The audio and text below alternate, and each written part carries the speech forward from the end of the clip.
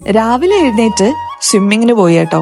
അത് കഴിഞ്ഞ് നേരെ തിരികെ വീട്ടിലെത്തി. പിന്നെയുള്ള പരിപാടി എന്ന് പറയുന്നത് പൂക്കളിടലാണ്. എല്ലാ ദിവസവും വീടിന്റെ ചുറ്റുവട്ടത്തുള്ള പൂക്കളൊക്കെ പറിച്ചിട്ട് ഒരു കുഞ്ഞി പൂക്കളാണ് കേട്ടോ ഇടാറ്.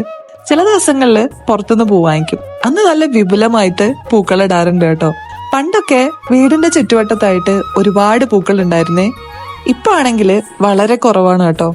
അങ്ങനെ ഉള്ള പൂക്കളൊക്കെ വെച്ച് ഒരു കുഞ്ഞി പൂക്കളായിട്ട് കുറച്ചേറെ റെസ്റ്റ് എടുക്കുമ്പോഴത്തേനും ആന്റി ബ്രേക്ക്ഫാസ്റ്റ് ആയിട്ട് എത്തിയിട്ടുണ്ടായിരുന്നു. നല്ല അപ്പവും ചിക്കൻ കറിയും. ഈ അപ്പവും ചിക്കൻ കറിയും നല്ലൊരു കോമ്പിനേഷൻ ആണ് കേട്ടോ.